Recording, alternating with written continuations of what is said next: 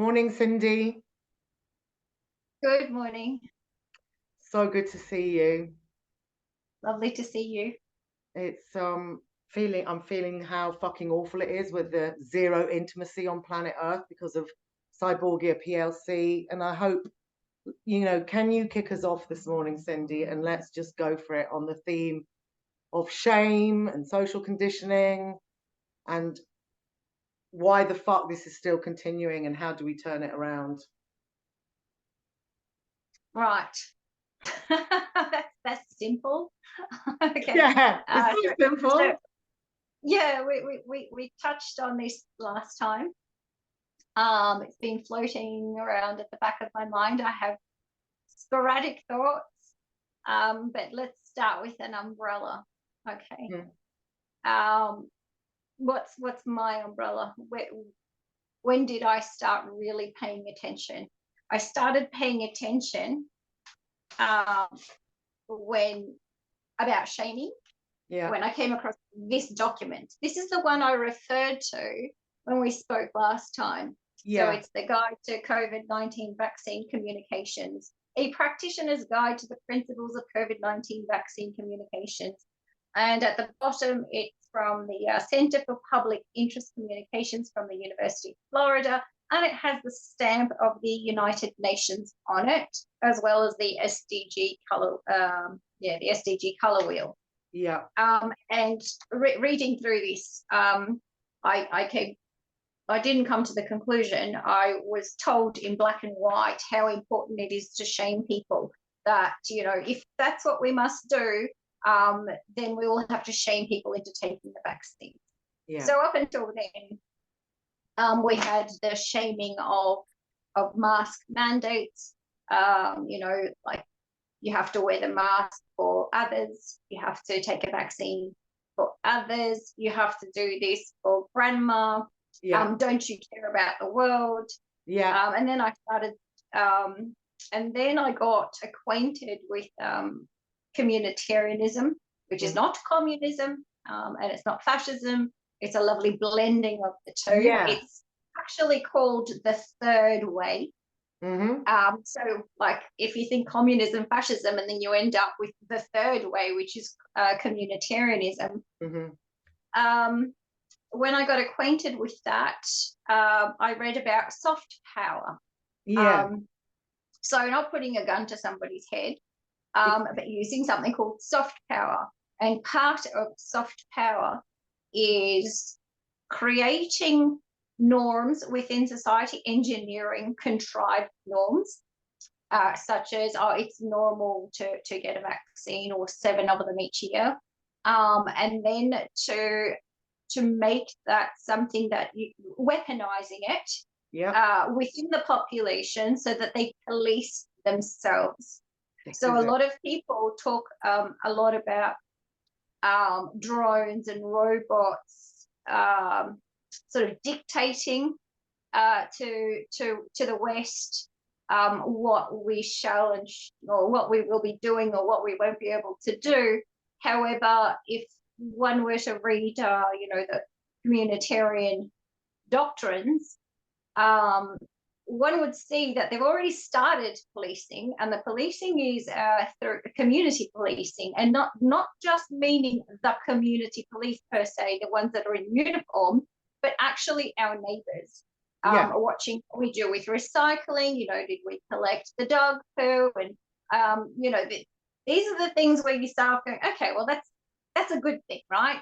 You don't want, dog droppings all over the place. But then it starts creeping into your real life, your personal life, like what you put in your veins or what you don't put in your veins. Yeah. Whether you suffocate yourself or not. And lately I've been seeing how on social media, once upon a time, vegans were just vegans, and they thought they were doing themselves the world of good, and that was completely fine by me. Yeah. I don't have an opinion on what somebody eats or doesn't eat. Yeah.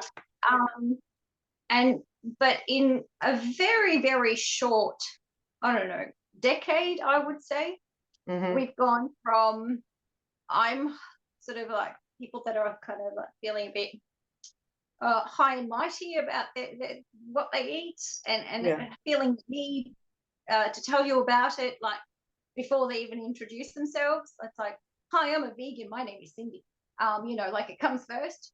Well, Yeah. now we're at the point where I'm seeing people, vegans, shaming people on social media for their food choices. Mm-hmm. And so this is part of the agenda, right? We all know from a range of documents that lamb and beef will be off the menu. Mm-hmm. We'll be having synthetic proteins and lab grown meat. And so it's very hard to convince these people that they are doing the work. They're volunteering their time Yes. to the agenda, that they are literally doing the work of the United Nations and UNESCO and the World Health Organization. And Yeah. it's scary how well it works, because I've noticed, oh God, I'm talking so much. Sorry, go on. How about you? Or you jump in when you got something to say about. I'll say one last thing. Like, because I've been doing this for so long, this activism on Facebook, at the beginning I was one of the first people to kind of put out my shame or my worries about how people would see me. Yeah. I've never really cared too much about people's perceptions of me. I suppose that's what is one of the reasons why I do this, because I can, because I don't really care. Like, honestly, I mean, I do get hurt, but it's not enough to keep me away. And so I was seeing that nobody was talking about the climate narrative. Everybody was like walking around it, tiptoeing around it, because they didn't want to upset their friends and followers by introducing this topic. And look where that got us, right? We had to wait until the dews hit Hawaii last week for people to come out and go, geoengineering is a really big problem. Yeah. So even though I wanted to talk about it in 2020, I actually did say it in July of 2020. These lockdowns are preparation for climate lockdown. People ignored it. And they were too timid to bring it up. They were ashamed. We lost the shame, but we lost the shame when it was too late. So I thought it's too late. Now the same thing is happening with the vegans. Unfortunately, so I'm not saying every vegan is a problem. I'm saying the vegans who have taken on the role to shame everyone, and who feel that they must, that this is what their sort of like reason for being is, to make sure no animal is ever slaughtered again, so that because we're meant to be fruitarians or something. This is a problem. And instead of walking away from these people now, you can't back down. You can't back down, because this is like the ultimate goal, that the target is that we will be shaming each other for our food choices and everything that we consume, because it's not going to be enough. It'll never be enough that they just take meat out of the supply, right? Out of the food chain. There has to be policing. There has to be this soft policing happening from our neighbors, our community. So I think it's really important that we stand up now, because it's getting heavy. To everything you're saying, Cindy. And I just want to put stuff into my language. This is important to me, that we language it separately as individualized human beings. It's this kind of synthesizing, as we could sometimes call it, where, like you said, we are conditioned from childhood to police and monitor ourselves and to shame ourselves right from early childhood. Our ancestors, I don't know how long this has been going back for. So if I'm going to take, the communitarianism stuff that you've been speaking out about since July 2020, My partner, who's an incredible investigator for fucking decades, he also was going on about this. We actually came to almost to blows, you know, because we're two awake human beings for a long time. And it's like this fucking language. They keep changing the language to deliver what they've always wanted to deliver. And it's probably been so many centuries before we even incarnated. So when he was going on and on about communitarianism and sort of trying to tell me about Nikki Rapana and da da da da, and you know, there was almost like we were coming to blows. So we had to get over our shaming, you know, because it's like, who's going to be right, who isn't? Because I wanted to go back in the timeline. And although, you know, I could say, I agree, it's not communism, it's not fascism, it's not this, it's not that. But I know that historically it was seeded a long time ago in what I would call collectivism. So it's like collectivism, communism, Nazism, fascism, communitarianism, one fucking thing with new freaking labels on it every time. The continuation of humanity as slaves in this serfdom, or as serfs in the serfdom, where morning, noon, and night, the other is dictating. You know, the authorities that keep spinning new yarns, and you can't find who they are. We don't know their names or addresses. We just have a cartoon baddie in front of us. And then, like we said, like the shaming and the self-policing and the pencil monitoring of other people. Because this Chinese collectivism that I had investigated decades ago, and it's not even like I had to do investigations, truth or links. It's in all the fucking literature. It's in what we call fiction. It's in a fairy story. It's about destroying the highest level of natural, normal human intelligence, like we said when we just met before we pressed record, Cindy, which is we are emotional beings. We know what's going on via felt sense. You know, keeping up with what they're doing is how so many people, you know, self-included, we've been conditioned to obey. And we can do it by shaming ourselves or shaming others. I mean, even within those of us that knew that this and the story of a killer plague dancing around the planet was utter false, like a fairy story, but a very fucking scary, like bad dream story seeded. Even within, you know, people that didn't do it, you know, what happened to us? We spoke out, we went into schools alone. We weren't just shamed, we lost our whole lives, didn't we, Cindy? I mean, people have lost their right to earn a living as a slave. So it's so much more serious than I could ever have imagined. So few people said anything. I mean, to me, there's like we speaking out online, but what are people actually doing in their live and living physical areas? I've done what I can and I keep doing it, you know, which is these intimate conversations. And it is saying, no, I won't work as a fucking musician for the global film industry in a studio in order to keep programming humanity. So it's like I've had to get really super clear with myself, like, Morven, if you don't do this and you're speaking truth, but you will go to a studio and carry on helping to program humanity via the film industry, no, you can't do that, Morven, because you don't want to betray yourself or the future generations. So you have to stop and speak out. Of course, it doesn't make any difference. They don't give a shit because we're all tiny fish to be eaten up by the whole slavery system, aren't we? So you said something so poignant to me just before we pressed record, Cindy. And I feel it like this too, which is we need to start pointing the fucking finger at those who are doing this to us. We need to stop with our politeness and our, you know, shaming ourselves and shaming other people. You know, like this truther hasn't got it quite right. They didn't do enough research, or that person was a complete asshole for doing that. They weren't a complete asshole. They have been shamed from birth into obeying. And where is the self-obeying? Where is it in humanity? This is really real and really tough for all of us.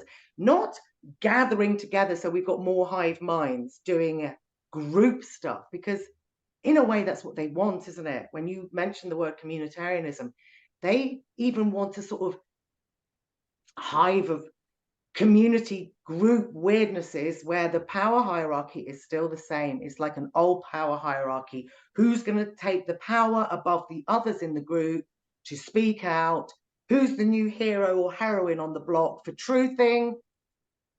I don't understand any of it. I want answers from myself. I want answers from other people. I want communication. I want us to keep on with intimacy. I mean, I've spoken a lot now, but I want to just read something that poured forth from me, Cindy, because I resent, like I said to you before, I resent the fact I'm having to pour out my heart, then put it into written word, and then put it on a machine, because they have on purpose Cyborgia Inc., Planet Gaia, Cyborgian Planet, this removing us from one another and making us communicate through a machine, because in our physical and geographical, everyone else has done obey, obey, obey, or said, yeah, I'm a truther, but I still need to go to work because I've got a wife and a child.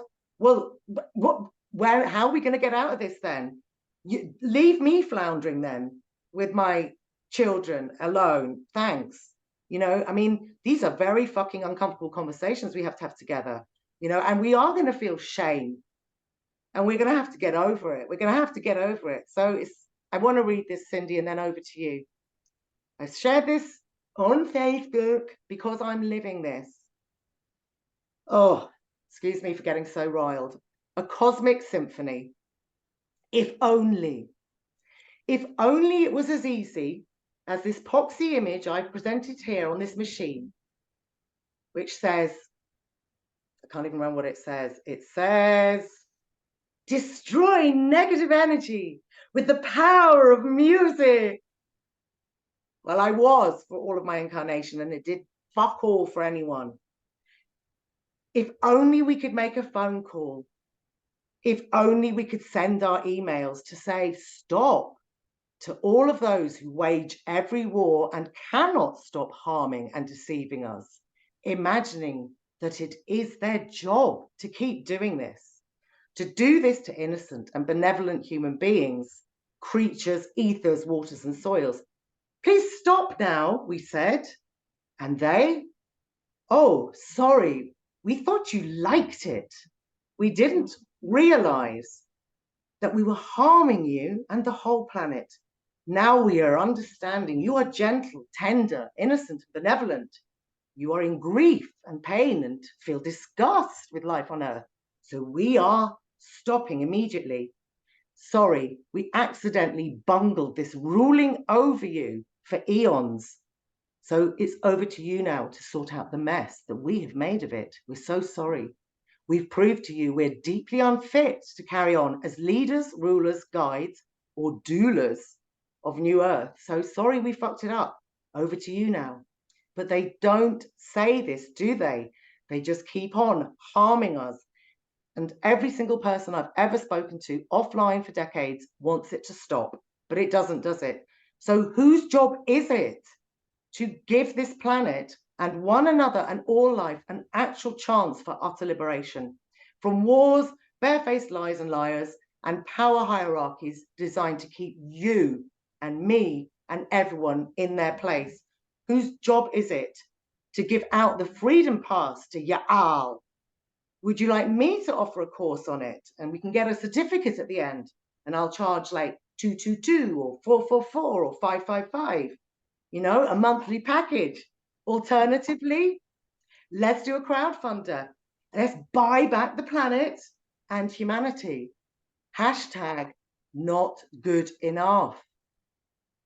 That's, we're going to have to keep on speaking like this, which sounds heinous, does it not, to one's own ear and one's felt sense? Well, I listened to an old, it was only from last year, in an interview I did, because I remember talking about morality, which is built into communitarianism. Yeah. And So I thought, well, instead of trying to read the book again, I'll just listen to myself so I can refresh my memory. And something else is what caught my attention, and that was when I was telling the interviewer what the first year of COVID felt like, because he said, "Oh, did you wake up? Did you know right away?" And I said, "Yes, I knew right away." And I explained how I knew. Like, it wasn't, I didn't, because I didn't wake up in 2020. Exactly. Anyway, like, just many of us who had been doing this for a long time, just knew. But the horror of it was waking up every day, and having sort of like a brick wall fall on you, remembering that, like, I would wake up and the first words in my head were COVID, because of the amount of propaganda. Do you remember that first year of waking up, and you know how it is for when somebody dies, like when you lose somebody, and you forget whilst you're sleeping, and then you wake up in the morning and it hits you like that person's gone, and then you've got to get on with the rest of the day somehow.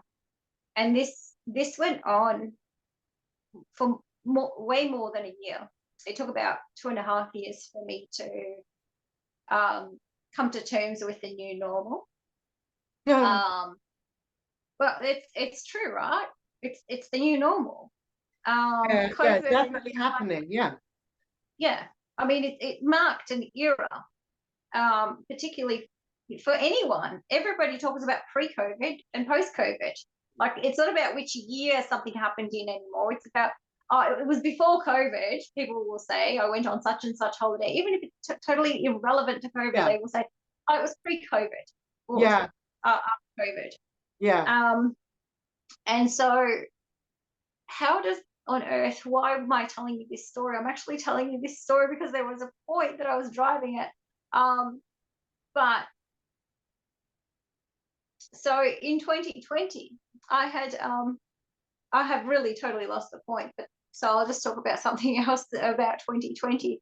There was a woman who was following, no, who was a manager of a supermarket in Melbourne. And so I started talking to her because she seemed quite aware. This is before the masks were forced. Because she wasn't wearing one, whereas there were other colleagues who were wearing the mask. So I felt quite, well, I've always been quite comfortable talking. And so I got chatting with her, and I told her what I do online, and I make videos, post information. So she found me on Facebook, and we became friends, and I would bring her eggs from the farm, right? This is how I felt towards her. And she was, she wasn't like, my biggest fan, but she was there in the background. And then there came a point where everybody who was still working at supermarkets had got a vaccine, right? So even though she was like against it all in private, she was still working there when she shouldn't have been working there. This is to come back to your other point. And so she just stopped talking to me. She hides now when I go into the supermarket. She acts like she hasn't seen me. And she runs away because she can't tell me that she either faked a passport or she got them. And here is people who are ashamed of themselves, censoring themselves. What hope have we got when the people that know and knew from the beginning, we're talking about 2020, she was aware. 3 years ago. Because I was shamed for saying COVID doesn't exist. I mean, I hollered into the camera, right, that it doesn't fucking exist. That was kind of very, I don't know, striking at the time. People were like, oh my God, she said it. It was terrifying to say it out loud. Yeah. Yeah, like you're not allowed to say that. Like other truthers would be like, oh, you can't say that. And I people, know. We need oh, but evidence to I got, prove. yeah, but I got sick, and oh, my daughter got sick, or my grandmother got, somebody got sick, right? As if sickness was invented in 2020. Exactly. Yeah. So this this shaming between us, Yeah. you know, and this the personal self-editing, censoring, shaming of oneself. I mean, okay, like whatever she did to keep her job, okay, because that's who she is, and that's what's important to her, and whatever. But she won't even talk to me, Yeah. and that's been very, very sort of striking to me that she'll pretend that she doesn't know who I am when I walk in there and I make eye contact with her, or you know, I Yeah. see her scuttling away.